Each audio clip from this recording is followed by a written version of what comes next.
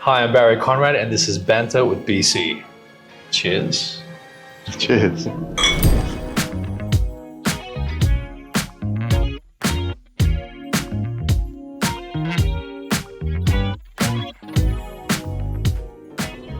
And today I'm here with my guest, Alfie Arcuri. Alfie, do you want to introduce yourself to the people? Well, I'm Alfie Arcuri. You may or may not know me from The Voice, when it was on Channel 9, so the old stock. And yeah, it's me. And we like to kick things off with something called Two Truths and a Lie. Okay, yep. You know how this works? I do. I love games, so You're I'm up. down for it. Who's up first? You. Me? Yeah. Okay, I've got to try and do a little... I don't want you to... No inflection, so you don't know which ones are lies. Okay, let's see. Okay, so I was once a part of Budgie Society. I am a registered engineer, and I have Delta Goodrum's cat. That's pretty hard. That's really hard. I don't know where to start there. And Budgie as in the birds, Budgie. I was saying, are we talking about speedos or are we talking about birds. Okay. Yeah, maybe. It could be speedos, who knows? It I'm could be gonna- lying. Could be lying. I'm gonna say the lie is you have Delta Goodrum's cat. That's a lie. Am I right? You're wrong. I'm an architect. You should know that. You did your research, remember? So, I thought no, because you said you're a registered engineer, yeah, which I'm not. but you're not. No. And then you're So I was a part of a Budgie Society. I wasn't very cool in high school. yeah. And after The Voice, Delta gave me her cat, Priscilla, which now lives on my parents' farm out in Camden. That's crazy. I Yeah. can't believe I got that wrong. How did I not get that? Anyway, I thought you would have got that right, actually. I'm just disappointed. well, keep drinking. Yeah. I used to write and draw for my high school's comic book.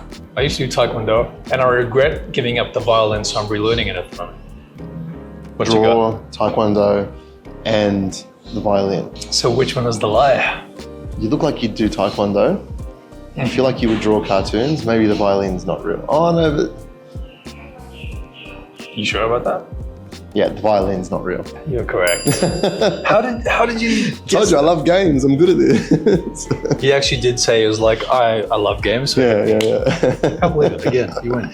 I can't imagine you with a violin. You're not a violin guy. Well, no, I can. No, you're a Taekwondo guy. No, hold it. It's so funny. Where do we start? You just grab one of these, right? After you. What did you say? It was a bruschetta, but with It's like, what's on that? What do you think that is? it looks like eggplant. Yeah. Yeah. So what's the most spontaneous thing you've ever done? The most spontaneous, probably going on The Voice, I think, because I'm not really a spontaneous person. I'm a highly anxious person. So for me to do something like that was like crazy. Why did I just cut that? Definitely The Voice. What made you decide to want to do that? I was at this like turning point in my life where I was working full time as an architect. Something wasn't fulfilling me. And Yeah. then at the same time, everything in my family was, I was gonna say going to shit, because it kind of was. Yeah, we had my dad's brother battling bowel cancer for 5 years.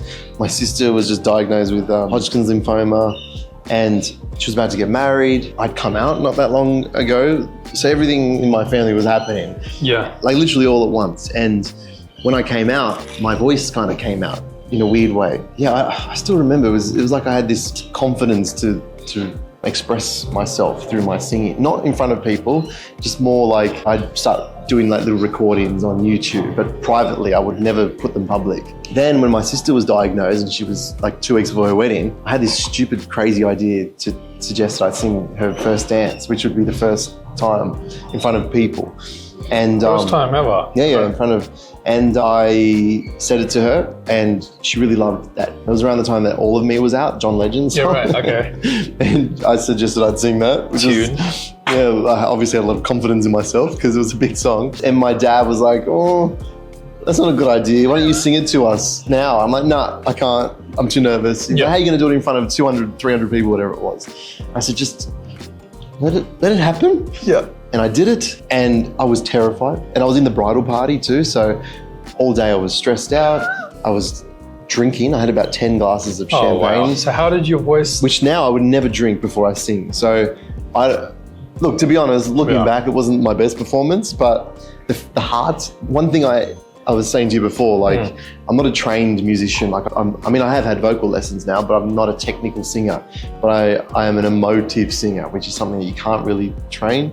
And because I've been through a lot in my life, I think I feel things at a different level to most people, Yeah. and because I was seeing it for my sister, like at the time, because I knew what she was about to go through. Yeah, so that moment singing for her was when I realized the power of music. Like, I knew music was powerful because, like I said, I came out, my voice did, but prior to that, music was my refuge. It was my religion. Like, it was the thing I had that made me feel okay and that I was normal, and you know, and then singing for her, it changed everything. It opened this like Pandora's box for me. I was like, okay, what's next?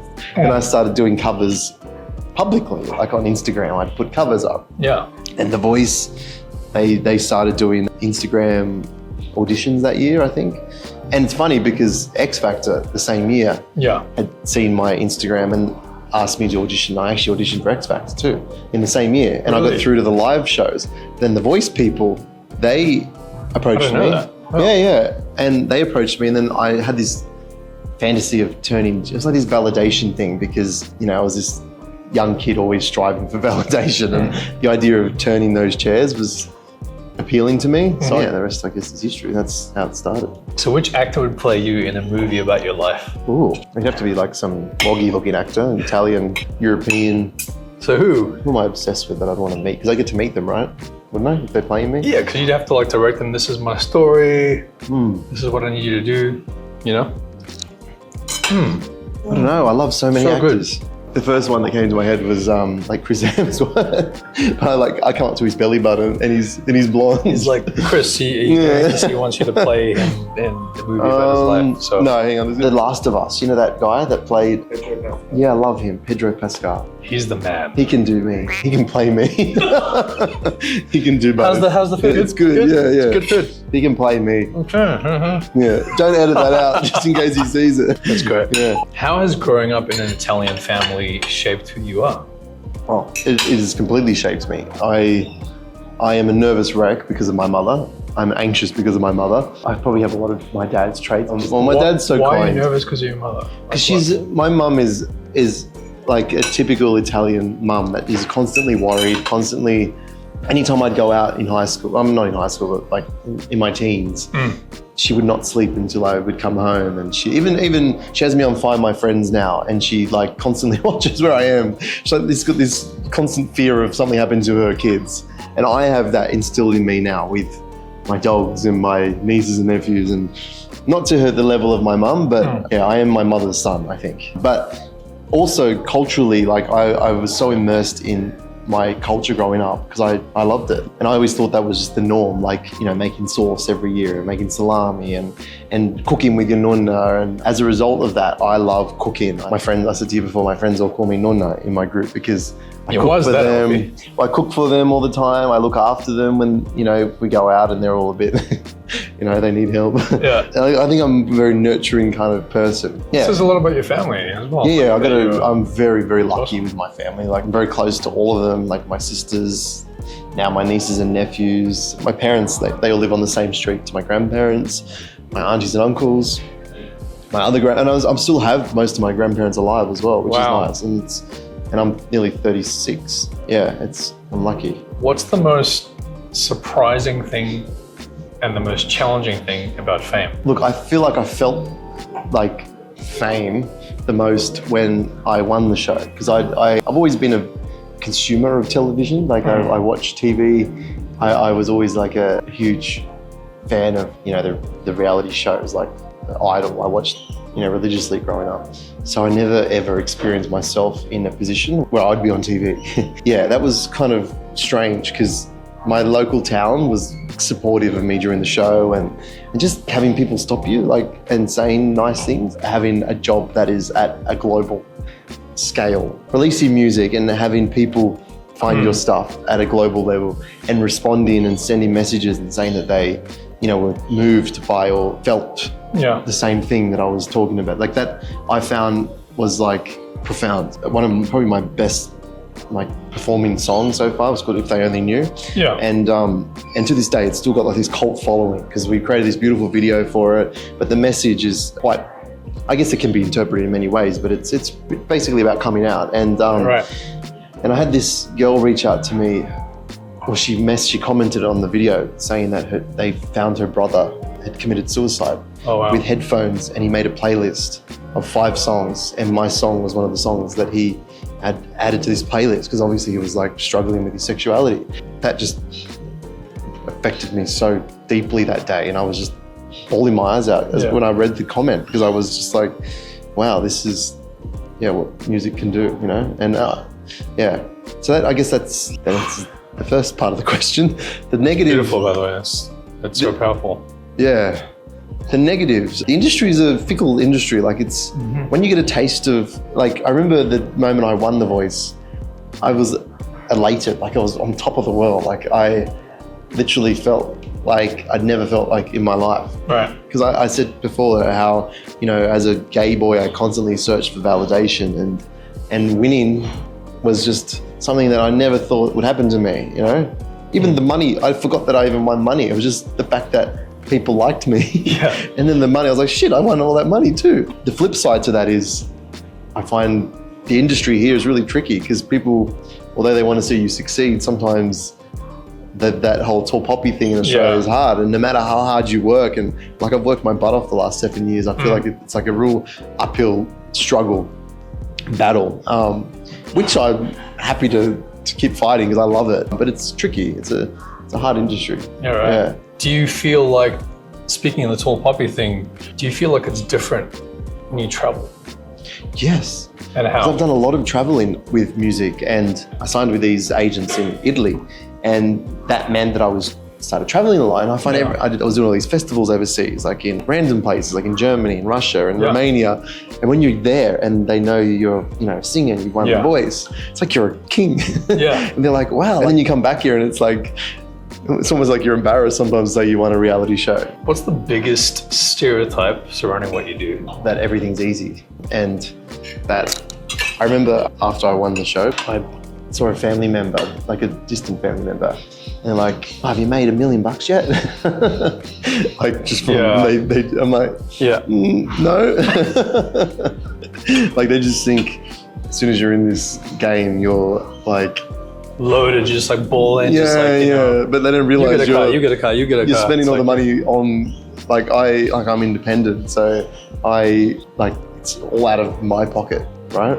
So that's probably a misconception. That's actually really true, and because I feel like the major label system, it's a whole different thing as well. But also, like when you're signed to a major, as you probably know, it's like you pay them back before you even like make any money. Do you find is it easier being independent? Like I love being independent because it means the risk of myself, right? Yeah. And I found I wasn't working any less harder when I was with the label. Patrick. This is for you? This is for this right here. Thanks, Patrick. Thank you. This is Patrick making a cameo right here. Hello. Hi. Thank you. Thanks, Patrick.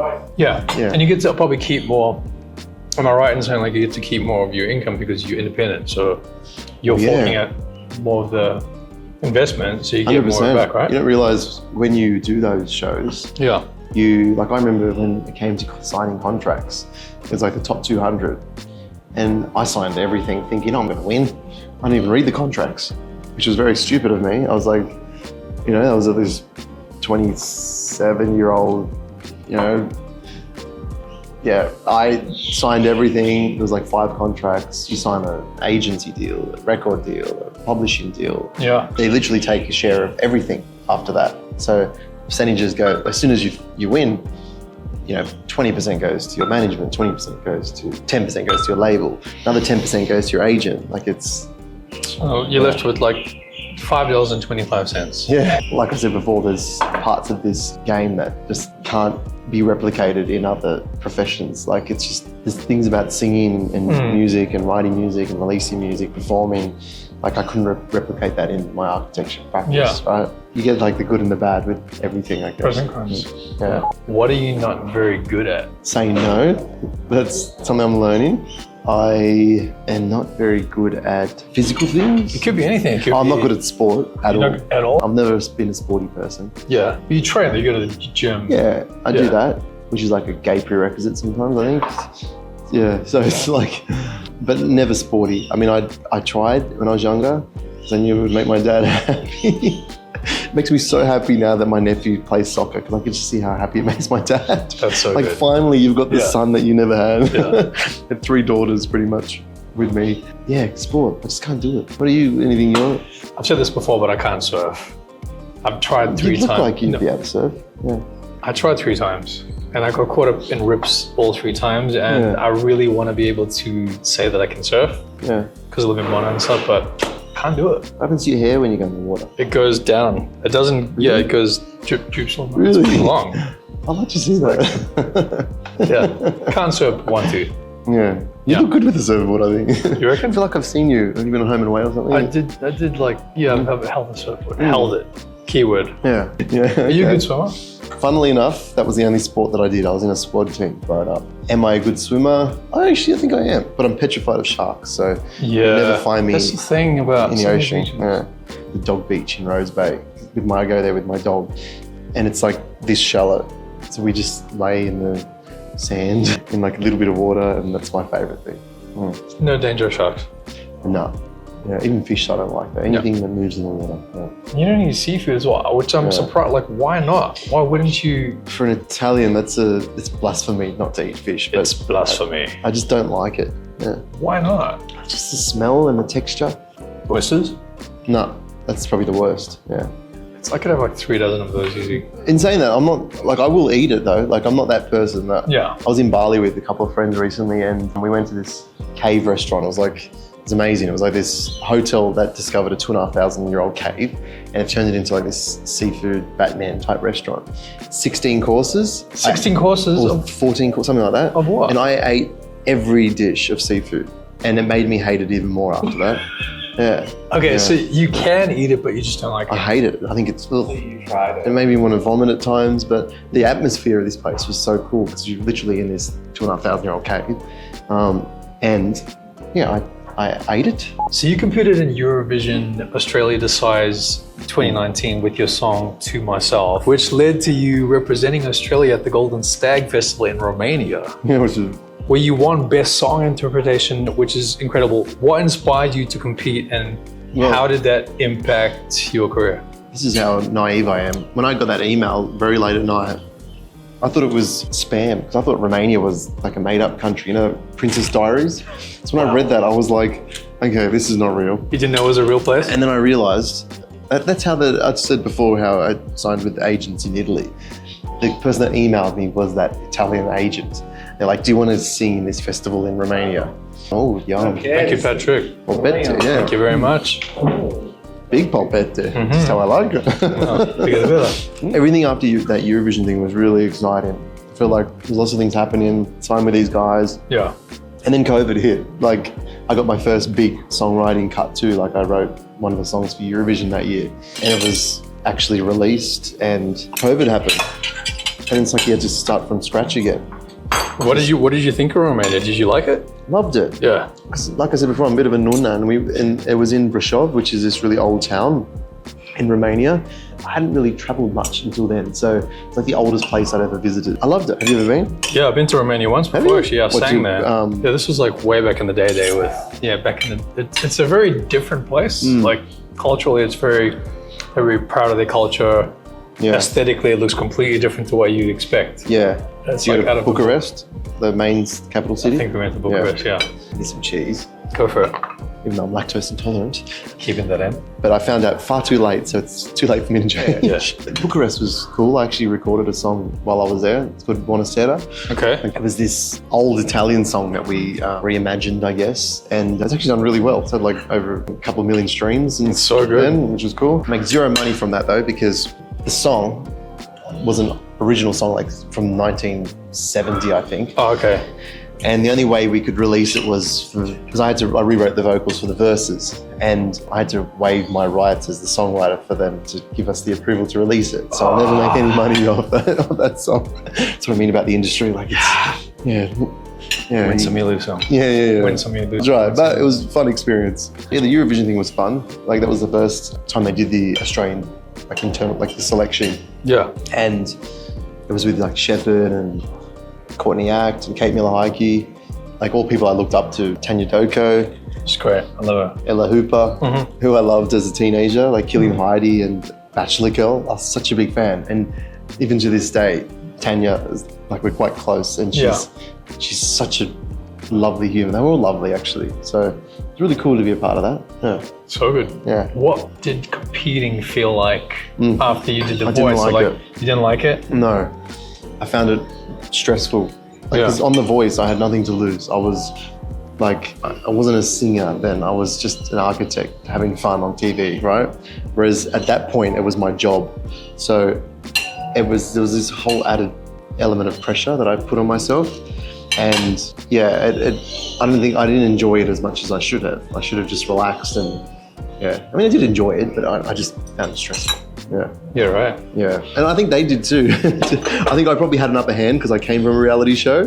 But speaking to like someone like Shepard, who's like they've had songs with hundreds of millions of streams. They've never been in that situation before.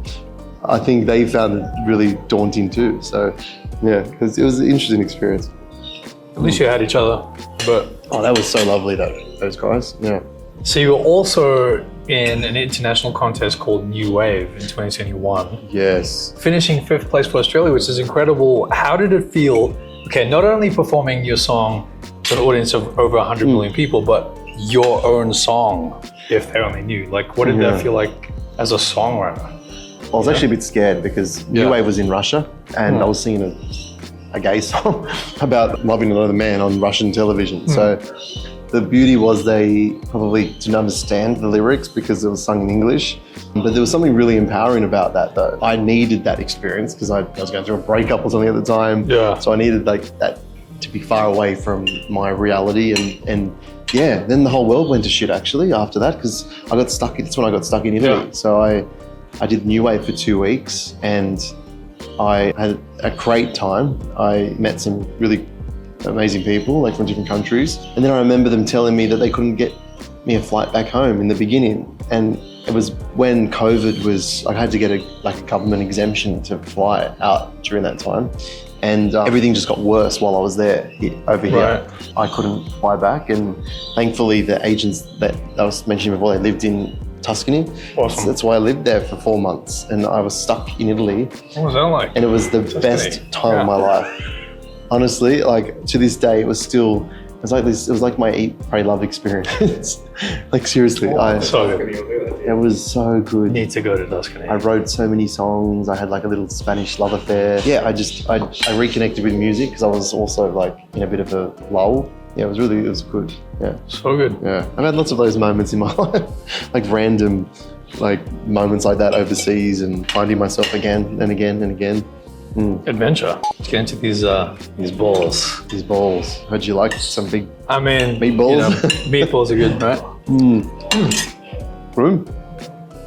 So I'm going to good. show you Yeah. my meatballs. I make really. What do you put it? What's your recipe? Do you have like a special like family recipe, or you just kind There's of? no recipes. I've learned because I've spent so much time with my grandmother. Yeah. You literally just have to watch what she does Yeah. because there's no like amount. It's the way it feels as well. The texture, how much. Because you put breadcrumbs in there, you put, it's a mixture of veal and pork, the way she does it. Eggs, don't put too many eggs, otherwise they become So not too many, because I thought that keeps it like together. Once I I think. do too many eggs, and then, I mean, if there's nonnas watching, they might say I'm wrong, but this is the way my nonna does it. They become a bit hard, I think, with too many eggs. Okay. Breadcrumbs, I think the breadcrumbs actually make them softer. Garlic, some herbs, yeah. I thought eggs are good for meatballs. They're So good, that's a whole but I think myth. if you put, because when you cook eggs, you fry them, they become dense. Okay. And that's what happens with meatballs when you add too many of them. They're good at sticking the ingredients together, maybe. Yeah. But I think what makes them soft like this is the breadcrumbs. Cooking tips with Alfie. Maybe we should start like a cooking. Oh, I love cooking. Yeah, it's my other little hidden talent. We should do like a cooking channel or something. Of all the girls in my family, I'm not a girl, but Oh, look at you. I'm arguably the best cook. Yeah. Wow. Really? I should. Yeah. You know what? I should actually ask you to bring something in. Yeah. Well, it's too late now, but yeah, you should have. It's too late now. Yeah. Thanks. I would have made you. What would you? I only just made. I made a sauce with some friends over the other night. Yeah. Meatballs and bolognese, but it's like a Sicilian bolognese where they actually put like peas in there. Would you eat that? Yeah. Of course. Yeah. Yeah. And it's really nice. Like some people, they see peas though and they think, No, But- that sounds good. it's nice. I'm trying to impress someone. I'll make them like my 6-hour beef ragu. Slow cooked. Beef and pork ragu, where I cook pork ribs in there, Yum. like hours, and they just melt off the bones. It's so good. Yum, I make a sounds really so nice good. pesto as well. Gnocchi, I love gnocchi so much. make a sweet potato gnocchi. My ex didn't like carbs too much, so I thought, how do I make gnocchi without as much carbs? So I use sweet potatoes. Does it taste much different to traditional? Or? Really nice still. Also, shortly after that happened, as you were saying, the world shut down. Yeah. The second wave of the pandemic, and you actually got stuck in Tuscany. And during that time, you had a pretty bad fall that, you know, I forgot about that. Yeah. required you to have 2 surgeries in 48 hours. Like, Yeah. walk us through that. Like, what was the recovery like? Thankfully, this happened at the end of the trip. So Yeah. I was living in this, like a loft in Tuscany. So to get up to my bedroom, it was like this vertical ladder almost. Every day I'd walk up and down that thinking, one day I'm going to fall down here. And long and behold, like the last week of the 4 months, I was holding a packet of M&Ms and I was like really careful not to drop them. Yeah. So I was only walking with one hand on the rail and I just slipped and fell and landed on my feet and my whole body just compressed and my disc shattered, which I didn't realize at the time. I lugged around my 50 kilos of luggage from Tuscany, then to Bologna Airport, then to London, Heathrow, back to Sydney, not knowing the damage that I'd done. And it just got worse and worse. And then it became like sciatica and I had to get like lower back surgery. And I had to do it twice because they left some of the fragments in there the first time. So I went from having the most amazing 4 months to the worst 5 months of my life with that. Not of my life, but yeah, it was pretty torturous. Yeah. And you couldn't feel, you didn't know. No, Until- I was still training, like, yeah, no idea. Like, How I did knew you it was find bad. Because it just got worse. Have you ever had sciatica?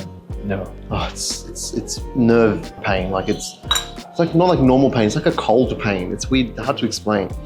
Whereas you can't tie your shoelaces, you can't sleep, you can't lay down in certain positions. Walking's painful. Like everything was painful, and nothing was helping. So I saw all these different specialists, and finally one of them did an MRI and could see the fragments was all shattered.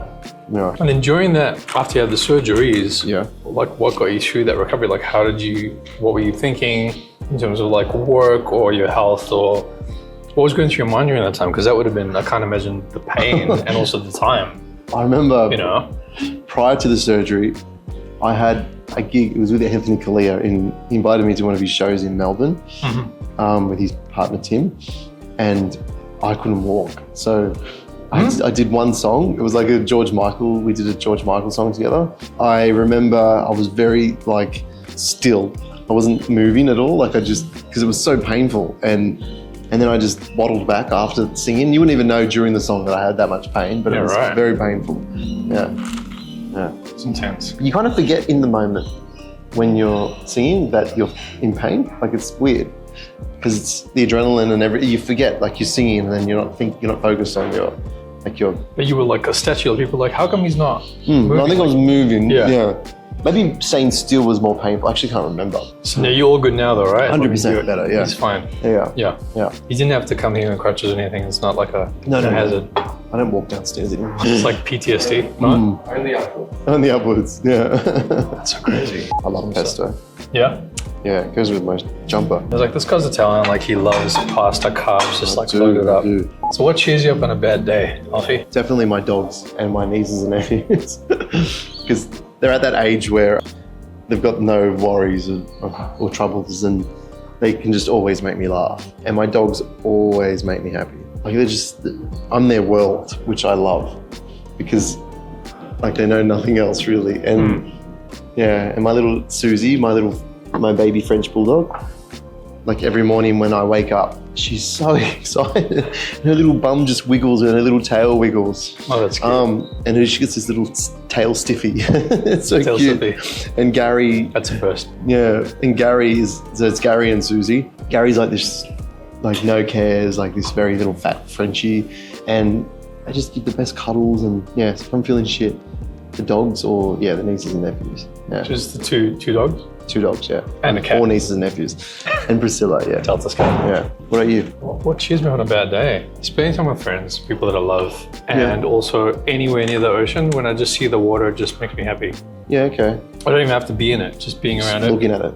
Yeah, and what you're looking at right now, food, eating. Actually, food makes me happy, but So happy. because I don't have an off switch with it, then it makes me really sad afterwards. Because I eat too much. It's really good. I mean, I don't really buy that. I mean, you're eating normally to me here. I don't really see Right you now I am, but holding yourself back. when it comes to like chocolates and junk food, like that's where I'm my dad, actually. You know, you said before, Yeah. like I'm my mum in many ways, but when it comes to food, I've got no off switch with junk food. Trinkets. It's bad. What's the most questionable thing you've eaten? Once in New Zealand, I went to like a takeaway place, ordered some chicken wings. Since And as I was biting into these wings, I just kind of felt like they weren't chicken? tasting like chicken. So I don't know if it was pigeon or it was something, I don't know. It was just, it didn't quite sit right. That's what I'm going to say because we're eating this food right here. What about you? So was it pigeon? I don't know what it was. I don't want to think about it. It was really, Oh no. it was something, but it wasn't chicken though. I took like 1 bite, 2 bites, stop. Oh, Yeah. I got such a weak stomach. I mean, growing up, my normal used to harvest, is that the word? Yeah. Snails. But he'd hide it from us. Like he had this big snail box at the back of his house. And they would make a sauce, like a pasta sauce with snails. And I think I tried that once. And that was probably the worst. But then we make salami every year with my dad's parents. And my dad's parents come from a village where they don't waste anything from they're from that generation, I guess, that don't waste anything. So they would cook like the skin and the hoofs. And like my grandmother would probably eat chicken feet too, which I would never eat. You wouldn't eat that? Oh, no. Chicken necks? No, I'll try I give that. that to the dogs. Like my dogs eat chicken eggs. Oh, wow. I'm so precious. Like I'm such a baby. I just like, I thought your taste buds would have been more like adventurous. No. No? Yeah, no. Oh, in Africa, sorry. In South Africa, I think I did eat. My friend, she's a vegetarian. We went to this place, Soweto, and it was like this little old shed, and we were all there doing a tour. And they had this refrigerator, except it wasn't a refrigerator, it was like a shelf where they just opened it and there was meat in there. Okay. And she's like, you gotta eat this. I'm like, are you gonna eat it? And she's like, no, I'm a vegetarian. I'm like, but I can't. What was it? It was just like, I didn't know what it was. It was just random meats. And I ate it, but I had no idea what I was eating. So, Could have been anything. yeah, right. It wasn't cooked. It was like, yeah, raw. No. Parts of it was smoked and part of it. There was a drawer with like little things. Yeah. Actually, hold on. Was it biltong? Like, biltong? No, I know a bills because I used to work at a butcher when I was younger, Yeah. and we'd have a lot of South African customers. Biltong So is the best. I used to sell biltong and boerewors, was the sausages. Boerewors. Yeah, yeah. So But no, it looked a lot more dodgy. And then we were drinking this milk. It was not a milk. It was like a locally created beer or something, and it was in like a milk carton. And people were passing around in this. Do you know what that is? Where were you? It was in Soweto. Yeah. That's yeah. pretty Yeah. brave because you don't know what's in it. You're just drinking and eating. She wasn't. The vegetarian thing was just kept playing out with my friend. I had to take everything. I've tried snails though. Snails are good. Yeah. And frog legs. Oh no, I've done that. Anything that looks like it did when it was alive is my rule. I don't eat it. Like that's why like octopus and if it resembles anything like it did when I was alive, I can't. Can't do it. Yeah, no. Yeah. So it must be a really big fan of chicken. Yeah. Just like, for a chip. Meatballs. Meatballs. Right? And it's funny because when I was making that pasta dish the other night, I was actually had a moment where I was looking at the mince thinking, oh my God, this was an animal. Because you become so conditioned to thinking that these trays of mince are just like, just like cornflakes, something that you buy from the shops, right? You can't think about what it used to be. And I said to I actually said to Gary, my dog, then I said, you're lucky. I talk to my animals too. I said, you're lucky that humans picked you guys as pets because pigs are just as smart as you. They probably have the same emotional capabilities and yeah. So you released this beautiful ballad called Happy. I love the juxtaposition of a title like Happy over a minor key emotional song. What's the origin story of Happy and why was it important to you to put that out into the world?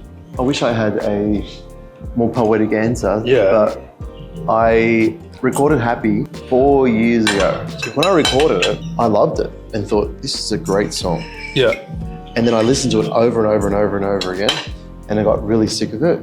And it just sat in my hard drive. And then at the end of last year, I was like, I really want to release something new. And I've got like 10 songs in my hard drive that I've recorded, paid for, written, released. And that's why I decided to release Happy. Happy is the first song that I've released that I actually didn't write as well. So I didn't write that song. My friend, who's an amazing songwriter, 4 years ago gave me the song and said, I really want you to record this. You should imagine my voice on it. And I don't know, I found you're probably the same where people give you songs and you don't connect to them or whatever, but I listened to this song and I instantly connected to it. I was like, okay, this is a beautiful song, and I feel like I've lived the lyrics, and I just fell in love with it and I had to record it. So that's, unfortunately there's no like underlying story behind it because it's not my story. Yeah, right. Yeah. I'm surprised because I was listening to that song over and over again and last night, and I thought, wow, like you're really connecting to what you're singing to. So that's why I'm surprised that you didn't write it. It feels very personal, the way you're singing it. So that's what I mean with my voice. One thing I find easy is to connect to emotions. Yeah, right. And when I sing, like I can switch on to things easily. And when I sing that song, I find it easy to just put myself in a place where the lyrics kind of hit me home. But I wish I wrote that song. It's a beautiful but I didn't. Song. You should be proud. Thank you. What life challenge are you most proud of conquering? Oh, that one's easy. Coming to terms with my sexuality, I guess. Yeah, I think that was a challenge I never thought I would overcome, especially in high school. The future just seemed so, I was going to say glim. Is that a word? Grim? Grim, sorry. Dim, I mixed dim with grim. What's in that Coke Zero? I told you, champagne is not good for me. Yeah, I just never imagined seeing the other side. Like it was, so if I could go back to teenage me and tell him that's actually going to be okay, I don't think I'd believe future me. Because high school was tough. Yeah. I blocked it all out. High school and anything prior to a certain time in my life is like a black hole. I actually don't remember. I know it happened, but I don't know if it's a coping mechanism that I created for myself. But yeah, probably that. Thanks for sharing. It's awesome. What are you?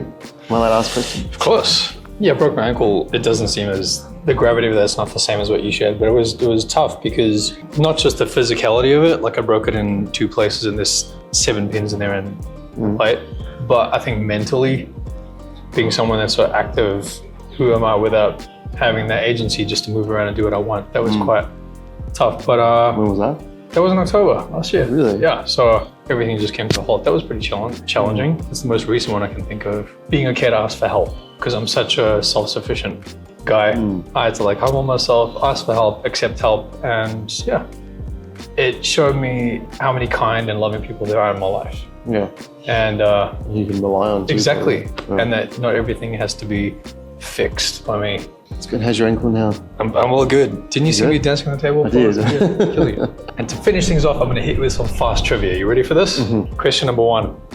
Dancing on My Own was released by English artist Callum Scott, but was originally by... Correct. It was my favorite preferred version, actually. Yeah. Question number 2. How many of Shakespeare's 38 plays are set in Italy? 11, 25, or 13? This is a guess. I'm going to say 11. Incorrect, it's 13. Oh, shit. You're about to say 13? I was, yeah. Which artist holds the record for the most #1 albums in Australia with 15? Oh, okay. Artist with the most #1 albums in Australia. In Australia, yeah. Maybe the Beatles, but I'm not going to lock that in. Are they a band or an individual artist? Artist. Okay, I'll give you a clue. It's an individual. Oh, an individual. It's John Farnham? Jimmy Barnes. Really? Yeah. Question number 4. What design profession was once an Olympic sport? Wow. Engineering? Architecture. Really? The first ever took place in 1912 and it came to an end in 1949. So architecture was an Olympic sport. Dude, like just designing? Yeah. Wow. Yeah. I didn't know that. Last but not least. Started off strong, now I'm failing. Yeah. Known for its incredible food and extra large coffee, this dog-friendly cafe is one of the best in Camden. Camden? Like in Southwest Camden. Squeeze and grind? Yes, Really? correct. How Yeah, did you know this? I did my research. I told you. That's my favorite. I know it's your favorite cafe. Really? Camden, yeah. Oh, Alfie Arcuri, thank you so much for being here. made me drop my chair. If you love this episode of Banter with BC, don't forget to like, comment, share, and subscribe. Thanks for watching, and we'll catch you next time.